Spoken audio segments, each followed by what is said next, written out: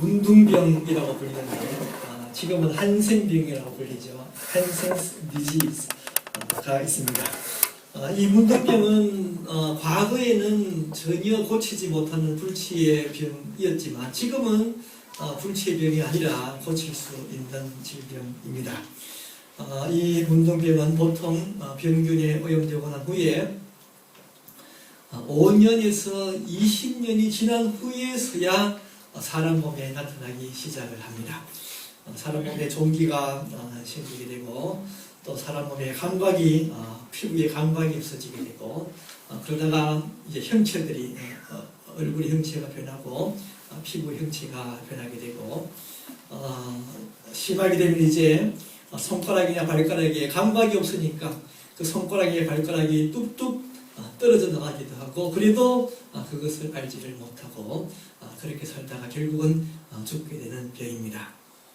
그래서 우리 한국은 그런 사람들을 이제 모아서 따로 치료를 했었는데 우리 소록도라고 하는 섬에 그 한센병 병원이 있었고 거기 사람을 모아서 치료를 했었습니다. 어떤 항구에서 두 남녀가 싸우고 있습니다. 남자는 바로 이 한센병에 걸려서 눈썹은 다 없어지게 되고 이제 그가 소록도로 들어가게 되는데 여자는 한사코 그 남자를 따라서 같이 가겠다는 거죠. 여자는 건강한 여자입니다. 이 남자는 오지 마라 그러다가 나중에는 너 왜 자꾸 나를 귀찮게 했냐고 나는 너 좋아하도 않았는데 너 자꾸 그렇게 나를 귀찮게 하지 말라고 그런 말을 듣고 여자는 그 말에 이제 돌아서게 되고 남자 혼자 소록도로 들어갔습니다. 세월이 지난 후에 어떻게 되었을까요? 그 여자가 아무리 생각해도 그 남자가 거짓말을 했을 것 같아서 결국은 소록도로 들어가게 되고 소록도에서 그 문둥병 환자와 결혼해서 살다가 그 여자도 문둥병이 걸리게 되고 그렇지만 그곳에서 그렇게 결혼 생활을 하게 됩니다. 실제로 소록도에 들어가면 여러분 문둥병 환자와 건강한 배우자가 같이 사는 경우들이 있고 실제로 그렇게 살다가 같이 문둥병에 걸리는 사람들도 많습니다. 여러분 어떻게 이런 사람들을 평가하겠습니까? 세상적인 그런 평가를 본다면 이 여자는 참 미련하고 어리석고 참 바보 같은 사람이죠. 그 도시에서 문화생활을 하면서 돈도 벌고 먹고 잘 먹고 잘 살 수 있는데 그 시골까지 가서 농사를 지으면서 결국은 자기도 한센병에 걸려서 고통을 당하게 되는 사람. 얼마나 바보 같고 얼마나 미련한 사람입니까? 그런데 왜 이 여자는 이런 미련한 방법을 선택합니까? 바로 이 여자는 남자를 사랑하기 때문입니다. 사랑했기 때문에 자기의 모든 것을 희생할 수 있었고 사랑했기 때문에 좋은 것도 즐거운 것도 다 버리고 시골 소록도 골짜기로 찾아갔습니다. 사랑했기 때문에 스스로 미련해졌고 스스로 어리석게 되었고 스스로 바보 같은 방법을 선택했습니다. 똑똑하여서 사랑 없이 혼자 사는 것보다는 미련하게 되어서 사랑을 하며 같이 사는 것을 선택했습니다. 여러분 사실은 이런 사람들보다도 더 바보 같은 진짜 어리석은 분이 계십니다. 진짜로 미련하고 진짜로 어리석은 분이 계시는데 바로 우리 예수님이십니다. 예수님이야말로 정말로 이해할 수 없는 분입니다. 그는 하나님이셨지 않습니까? 하나님은 누굽니까? 높고 높고 또 높은 곳에 계시는 분이십니다. 영광스럽고 너무나 영광스러워 정말 햇빛보다도 찬란하다라고 그렇게 표현할 수밖에 없는 우리 하나님이신 예수님이십니다. 그분은 보좌 위에 앉으셔서 명령만 내리시면 모든 것이 다 그대로 순종할 수밖에 없는 분이시고 그 앞에 어떤 존재들도 고개를 들 수 없고 무릎을 꿇을 수밖에 없는 분이시고, 그런 너무 거룩하시고 너무 깨끗하시고 너무 존귀하신 분이 바로 우리 예수님이십니다. 그런데 그런 분이 이 낮고 더럽고 추하고 냄새나는 이 세상을 찾아오셨습니다. 그것도 스스로 더럽고 추한 인간의 몸을 입고 이 세상에 오셨습니다. 그것도 이왕이면 인간 중에서도 좀 화려한 왕궁에서 태어나시지 아니하시고 가장 천한 인간으로 말구유에 태어나시고 목수의 아들로서 가난하고 헐벗은 인간으로서 이 세상을 살았습니다. 그것뿐만입니까? 마지막은 자기가 만든 인간에 의해서 채찍에 맞으시고, 자기가 만든 인간들에 의해서 옷이 벗겨지고, 자기가 만든 인간들에 의해서 십자가에 못이 박혀 십자가에서 죽게 되었습니다. 얼마나 의스러운 분입니까? 얼마나 미련한 분입니까? 그런데 왜 우리 예수님께서 그러셨습니까? 바로 우리 인간들을 사랑하셨기 때문에 그 어리석은 방법을 선택했습니다.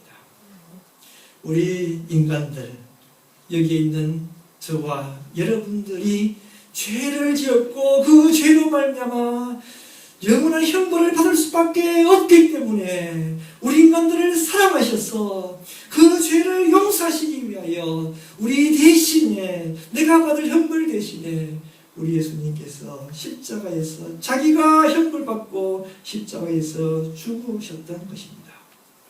정말 어리석은 일이었고 정말 바보 같은 일이었습니다. 다 우리 인간들을 사랑하셔서 그렇게 하셨습니다. 여러분, 다시 한번 우리를 사랑하시는 예수님을 꼭 기억하시는 분들이 되시기를 바랍니다. 우리 예수님께서 이미 그렇게 십자가에 죽기까지 하시면서 우리들에게 말씀하십니다. 내가 한 그 일을 인정만 해라. 그러면 너희들의 모든 죄가 다 용서받고 구원을 받게 될 것이다. 다시 말하면 우리 예수님을 믿으라 하는 것이죠. 우리 예수님을 믿기만 하면 우리 예수님께서 이미 구원을 위하여서, 죄 용서받기 위해서 모든 것을 다 하셨기 때문에 우리들은 예수님이 하신 그 일을 믿기만 하면, 그 일을 인정하기만 하면 우리들은 우리의 죄에서 용서받을 수 있는 것입니다. 그런데도 불구하고 어떤 사람들은 우리 예수님을 믿지 못합니다. 왜 그렇습니까? 그들이 생각할 때는 예수님이 하신 일이 어리석기 때문입니다. 그들이 생각할 때는 예수님이 하신 일이 미련한 일이었기 때문입니다. 어떻게 그런 일이 있을 수 있는가? 그들은 미련하게 생각하고 그런 일을 믿지 못했습니다. 오늘 본문 앞부분 고린도전서 1장 18절을 보면 십자가의 도가 멸망하는 자들에게는 미련한 것이요, 십자가의 도가 멸망하는 자들에게는 미련한 것이요 말씀하고 있습니다. 혹시라도 우리들 가운데도 예수님을 믿지 못하시는 분이 있습니까? 왜 예수님을 믿지 못합니까?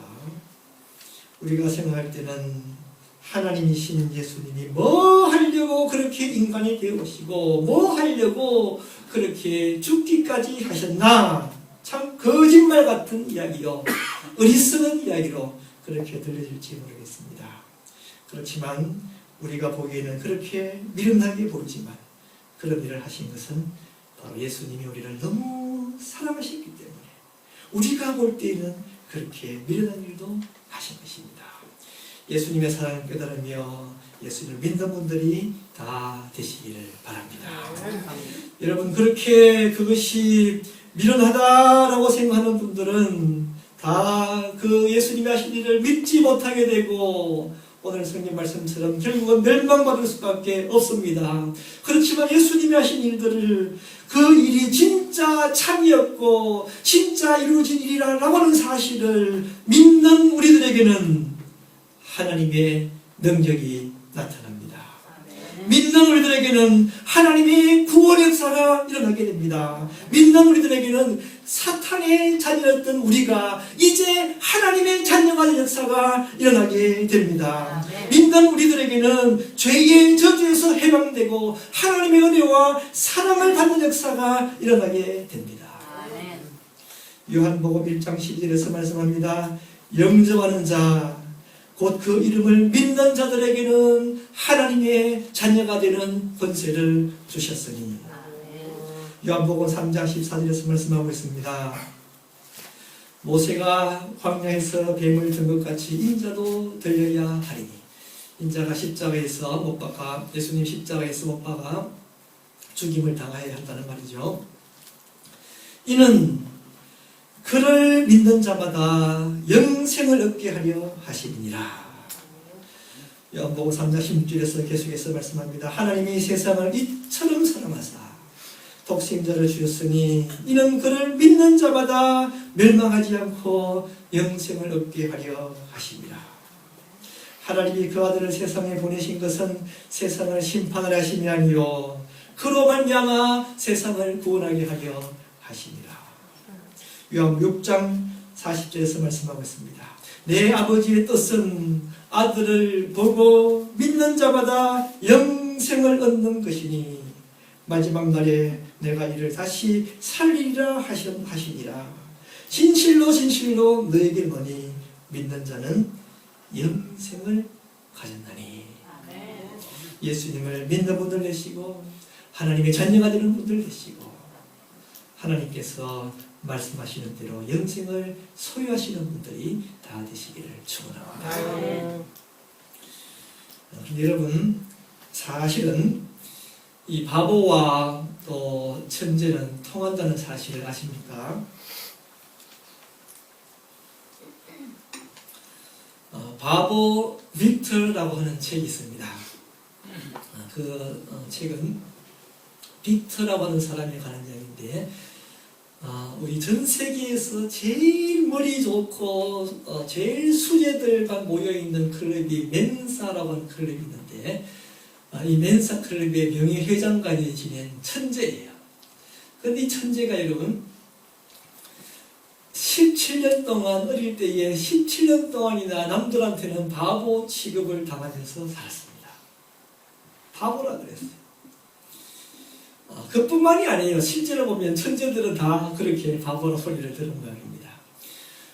발명왕이었던 유명한 에디슨, 그도 학교에서는 바보로 취급을 당하고 공부를 가르칠 수가 없으니까 학교에서 내보내버리고 초등학교 퇴학을 당하고 말았습니다. 아인슈타인도 마찬가지예요. 아인슈타인도 9살이 될 때까지 글자를 쓰지도 못하고 읽지도 못했대요. 그래서 학교에서 퇴학을 하겠대. 진짜 천재들은 너무 차원이 높으니까 우리가 생각할 때는 이해가 안 되고 우리가 이해가 안 되니까 그걸 바보라 그렇게 아마 부르게 되는 모양입니다. 무슨 말인가 하니 사실은 예수님이 하신 일도 미련한 일이 아니었습니다. 사실은 예수님이 하신 그 일이야말로 온 세상 사람들을 구원하실 정말 하나님의 지혜였습니다. 인간적으로 볼 때는 미련한 일이었지만 예수님이 우리를 사랑하셨기 때문에 사랑하는 예수님 측면에서는 우리를 위하여 할 수 있는 가장 지혜롭게 가장 능력 있는 일을 우리 예수님께서 하셨다는 것입니다. 그 예수님의 사랑을 우리 인간의 차원에서는 이해를 못하니까 그 일을 우리가 바보 같은 일이다 라고 말할 뿐이지 사실은 그 일이야말로 정말 지혜로운 것이었습니다. 우리 예수님의 십자가는 결국은 예수님께서 부활할 수 있는 기회를 제공합니다. 예수님이 죽음에서 살 수 있는 능력이 있다라고 하는 사실을 어떻게 증명할 수 있겠습니까? 죽어야만 증명할 수 있지 않습니까? 우리 예수님이 아무리 말로 해도 증명되지 않는 일, 나는 죽어도 살 수 있다라고 하는 사실을 예수님의 십자가는 그것을 증명하게 만드는 지혜로운 방법이었습니다. 또 우리 예수님의 부활은 하나님 편에서는 마찬가지로 하나님은 죽은 자라도 살릴 수 있다는 것을 보여주는 지혜로운 방법이었습니다. 그래서 말씀하시기를 누구든지 예수를 믿는 사람은 예수님이 부활했던 것처럼 나도 그 예수를 믿는 사람들을 다 부활시켜 주시겠다고 그렇게 우리들에게 확실하게 가르쳐 줄 수 있었고, 정말 예수를 믿는 우리들도 예수를 믿으면 하나님이 예수님처럼 우리들도 부활시켜 줄 수 있다라고 하는 사실을 확실히 알 수 있게 되었습니다. 정말 예수님의 방법이야말로 가장 지혜로운 방법이었고 하나님의 능력이 나타나는 방법이었습니다. 그래서 오늘 본문에서 뭐라고 말씀하고 있습니까? 고린도전서 1장 18절 우리 본문 말씀 한번 우리 바로 앞부분이죠. 여기 18절 바로 앞부분인데 성경책 가지고 계시는 분들 1장 18절을 한번 읽어보시겠습니다. 십자가의 도가 멸망하는 자들에게는 미련한 것이요 구원을 받는 우리에게는 하나님의 능력이다. 멸망받는 자들이 볼 때는 미련한 것이지만 그 십자가는 하나님의 능력을 보여주는 것이었습니다. 넘어가서 1장 22절 본문 말씀 우리 다 같이 읽으시겠습니다. 유대인은 표적을 구하고 헬라인은 지혜를 찾으나 우리는 십자가에 못 박힌 그리스도를 전하니 유대인에게는 그리끼는 것이요 이방인에게는 미련한 것이로되 오직 부르심을 받은 자들에게는 유대인이나 헬라인이나 그리스도는 하나님의 능력이요 하나님의 지혜이다. 우리 넘어가서 1장 25절까지 우리 성경을 갖고 계시는 분들 1장 25절 다 같이 읽으시겠습니다. 하나님의 어리석음이 사람보다 지혜롭고 하나님의 약하심이 사람보다 강하다. 사실은 예수님이 우리를 사랑하셨기 때문에 사랑하는 예수님이 예수님 편에서 볼 때는 그것은 어리석은 일이 아니라 가장 지혜로운 일이었고 단지 우리들이 이해할 수 없는 크고 놀라운 사랑에 불과했습니다. 우리들이 다시 한번 예수님의 그 십자가가 얼마나 우리들에게 꼭 필요한 것이었고 그 일이야말로 하나님의 능력이 나타나시는 일이었다라고 하는 사실을 꼭 기억하게 되기를 바랍니다. 사도 바울은 계속해서 말씀하고 있습니다. 예수님이 하셨던 그 일도 어리석은 것 같지만 하나님의 능력이 나타났고 지혜로운 방법이었던 것처럼 우리가 이 세상을 살면서 다른 사람들을 전도하는 것도 때로는 그 전도가 어리석은 것 같지만 그 전도를 통하여서 하나님의 능력이 나타나는 지혜로운 방법이다라고 하는 것을 우리들에게 가르쳐주고 있습니다. 고린도전서 1장 21절 우리가 읽었던 그 성경 말씀 보면 하나님의 지혜에 있어서는 이 세상이 자기 지혜로 하나님을 알지 못하므로 하나님께서 전도에 미련한 것으로 믿는 자들을 구원하시기를 기뻐하셨도다. 하나님께서 전도에 미련한 것으로 믿는 자들을 구원하시기를 기뻐하셨도다. 보통 세상 사람들이 예수님이 하셨던 그 일도 미련하게 보이고 이해를 하지 못했던 것처럼 전도도 미련한 방법이지만 그 전도의 방법으로 미련한 전도의 방법으로 우리 사람들을 구원해 주시고 있다라고 하는 사실입니다. 여러분 그렇습니다. 예수님의 복음을 전거하는 이 전도 일도 때로 사람들의 눈에는 어리석게 보입니다. 때로 바보스럽게 보입니다. 그러나 거기에 하나님의 능력이 나타납니다.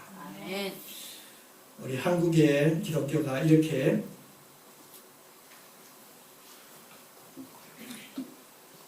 잘 성장하게 된 배경 속에는 초창기 한국에 들어왔던 선교사들이 너무너무 좋은 분들이 많이 들어왔어요.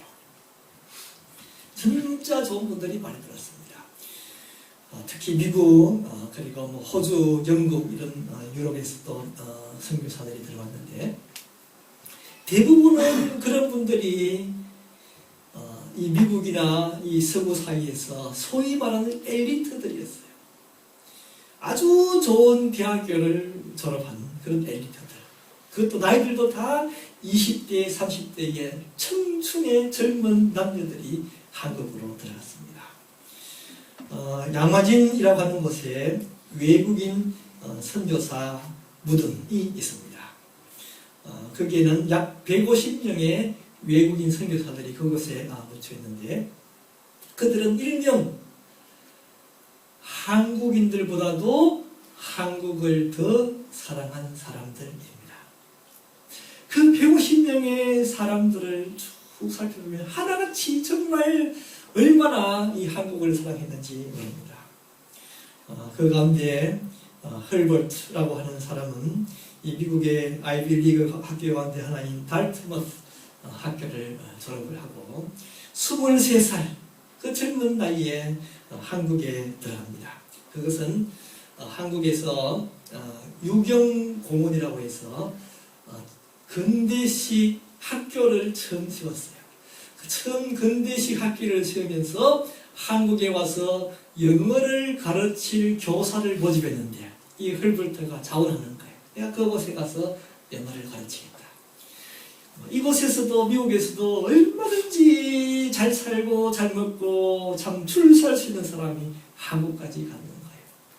거기 가서 영어를 가르치고 또 책을 찍는 출판소를 만들어서 책을 또 만들어서 사람들에게 읽게 만들기도 하고 그렇게 했는데 그곳에서 이 젊은 신혼부부가 그곳에 가가지고는 아이를 낳았는데 아들도 1년을 살지 못하고 풍토병으로 죽고 맙니다. 여러분 그 당시 한국은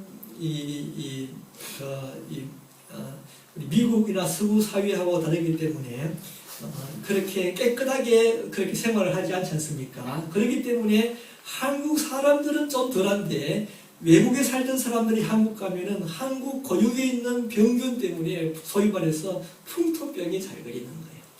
아이도 풍토병에 걸려서 죽게 되었지만 그래도 이 헐버트는 그곳에서 한국에서 사역을 열심히 하고 YMC를 만들어서 YMC의 초대 회장을 지나기도 합니다. 그런데 일본이 한국을 점령하게 되고 그러자 이 헐버트는 독립운동을 또 하는 거예요.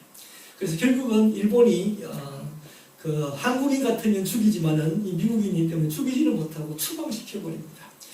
추방을 당해서 미국에 왔지만은 미국에서도 또 독립운동을 하는 거예요.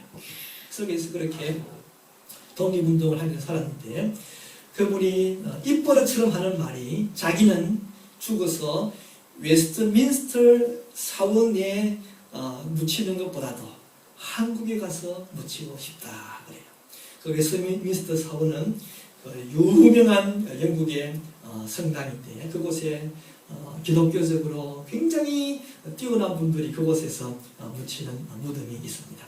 자기는 그곳에 묻히는 그런 남들 영광스럽다고 하는 그것보다도 한국에 가서 묻히고 싶다 그랬는데 1949년에 우리 한국이 이제 일본에서부터 해방이 되고 이승만 정부가 들어서게 되면서 이승만 대통령이 이 헐버트를 초청을 해요. 당신이 그렇게 한국에 오고 싶어 하니까 이제 당신이 한국에 올 수 있으니까 오라 그럽니다. 그런데 그때 나이가 86세입니다. 이미 너무 나이가 많이 들었기 때문에 주위에서는 다 말리죠. 당신 그렇게 여행하지 못한다고 그러지만은 이 헐버트는 죽을 각오를 하고 한국에 옵니다.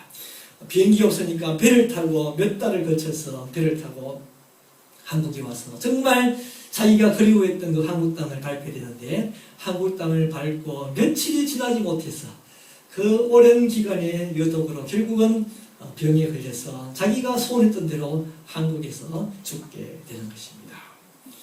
그런 사람들뿐만이 아닙니다. 무어라고 하는 선교사는 32살에 한국에 가서 특별히 그 한국의 사회에서 가장 천대받았던 백정들, 부초리, 서울을 죽이고 도살을 했던 그 사람들은 한국 사회에서 멸시받고 천대받던 사람들인데 그 사람들을 위해서 교회를 세우고 그 사람들을 돌보고 있다가 불과 14년이 지난 후 46세에 장티부스 걸린 환자들을 돌보다가 자기가 장티부스에 걸려서 한국에서 순교를 하게 됩니다.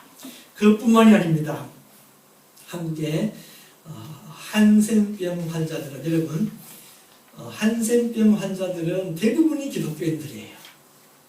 왜 그런가 하면 한국에서는 이 문둥병을 불치병이라고 서로 모아놓고 아무도 그 문둥병을 돌보지 못했는데 선교사들이 문둥병 환자들을 찾아가요. 선교사들이 아무도 돌보지 않는 그 문둥병 환자들을 위해서 교회를 세우고 그들을 돌봅니다. 그래서 전통적으로 한국의 이 문둥병 환자들은 교회를 다니기 시작했습니다.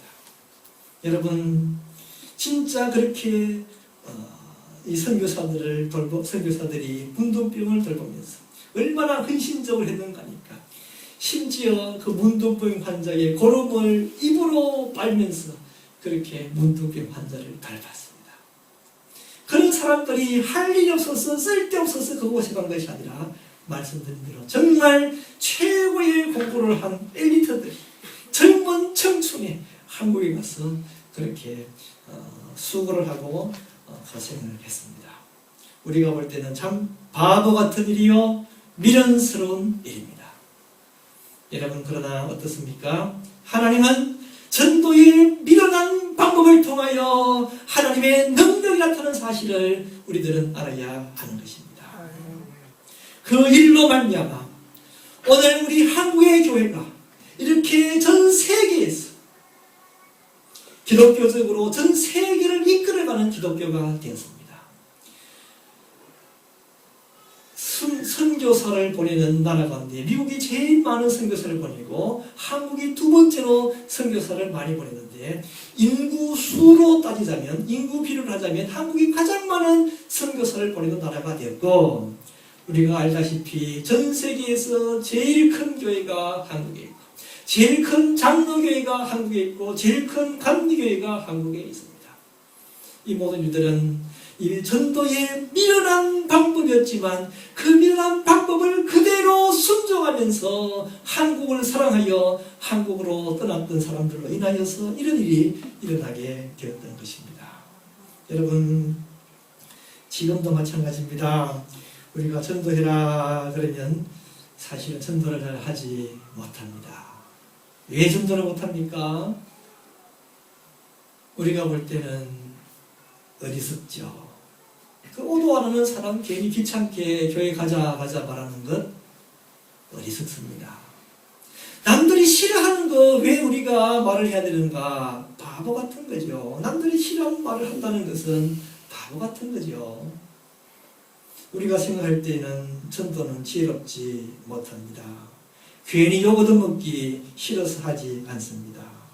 여러분 그러나 지금도 마찬가지로 하나님은 전도에 미련한 것을 사용하셔서 하나님의 능력이 나타나는 사실을 우리가 알아야 합니다.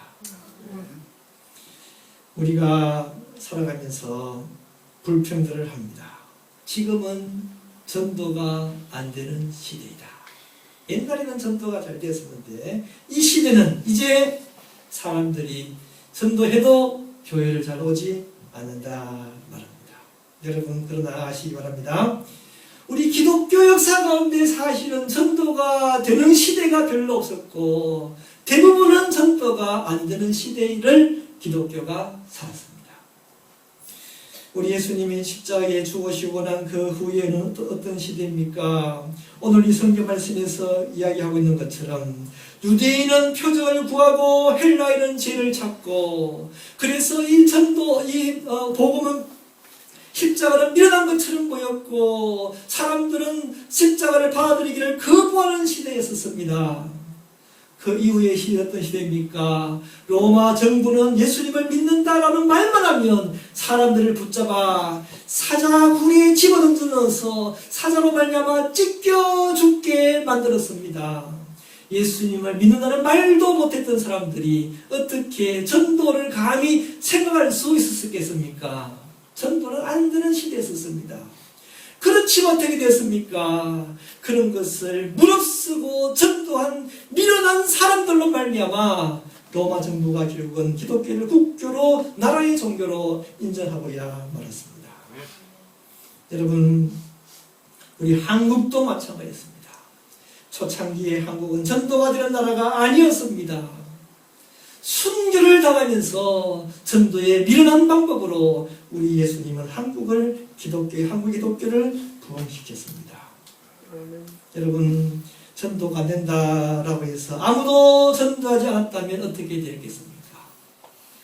전도가 안 되는 건데 뭐 생각하고 아무도 전도를 했다면 오늘 이 자리에 있는 우리들도 한 명도 예수 믿는 사람이 없었고 이 자리에 있는 우리들도 한 명도 하나님의 자녀가 될 수 없었고 이 자리에 있는 우리들은 전부 다 영생을 얻지 못하고 영원히 멸망받을 수밖에 없었습니다.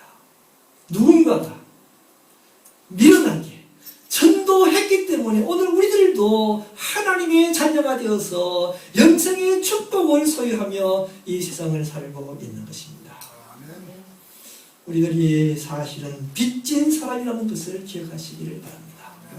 전도의 복음의 빚진 사람입니다. 로마서 1장 14절에서 사도 바울은 스스로 고백합니다. 헬라인이나 야만인이나 지혜 있는 자나 어리석은 자에게 다 내가 빚진 자라. 내가 누군가에 의해서 전도받고 복음을 받으리고 구원받게 되었으니 나도 이제 다른 사람을 구원하고 다른 사람에게 영생을 증거하는 사람이 되어야 하는 것입니다. 여러분, 나 혼자 영생 얻고 하나님의 자녀가 되어서 천국에 가게 되면 우리의 친한 주위에 있는 사람들이 우리 보고 뭐라 그러겠습니까? 너가 왜 나를 전도하지 않아서 내가 이렇게 멸망을 받고 있느냐? 왜 나를 교회에 데리고 가지 못했느냐고 그렇게 말하지 않겠습니까? 분명히 그 사람들은 나를 원망하게 될 것입니다. 전도하시기 바랍니다. 영생을 전도하시기 바랍니다. 여러분, 지금 싫은 말 하더라도 나중에 좋은 말 듣는 게 낫지 않겠습니까? 지금 싫어도 그 사람을 억지로라도 교회로 데려오고 억지로라도 예수 믿게 만들고 억지로라도 구원 얻게 만들고 하나님의 자녀가 된다면 나중에 천국에 가서 얼마나 우리들에게 감사하다고 고맙다고 그렇게 말을 하겠습니까? 우리가 정말 예수님을 믿고 정말 하나님의 자녀가 되었고 앞으로 정말 영생을 가지고 천국에 간다는 확신이 있다면 주위에 있는 사람들도 영생의 길로 전도하시는 분들이 되시기를 바랍니다. 우리의 미련한 전도의 방법을 우리 주위에 있는 사람들이 교회하게 되고 구원받고 하나님의 자녀가 되고 영광을 누리며 축복받는 역사들이 일어나게 되시기를 바랍니다. 아멘. 우리 다 같이 기도하시겠습니다. 기도에 주님 감사합니다. 나를 사랑하셔서 우리 예수님 십자가에 죽으셨음을 감사드립니다. 나를 구원하시기 위하여 예수님이 대신 벌 받으시고 십자가에 죽으셨음을 감사드립니다. 우리 주님 바라보기는 그 예수님의 사랑을 기억하는 사람들 되게 하여 주시옵소서. 그 예수님의 은혜에 감사하는 사람들이 되게 하여 주시옵소서. 주님, 나도 어리석은 전도의 방법을 우리가 사용하기를 원합니다. 미련하다고 생각하고 우리 예수님 전도하지 않는 사람들 되게 하여 주시옵소서. 하지 않는 사람 되지 않게 해주시옵시고 미련하지만 나도 요구도목을 각오를 하고 전도하는 사람들 되게 해주시옵시고 이 전도의 방법을 통하여 하나님의 능력이 나타나며 구원 역사가 나타날 수 있도록 허락하여 주시옵소서. 내 생애를 통하여 나의 삶을 통하여 적어도 몇 사람이라도 사람들을 전도할 수 있는 사람들 되게 하여 주시옵소서. 우리 다 같이 기도하시겠습니다.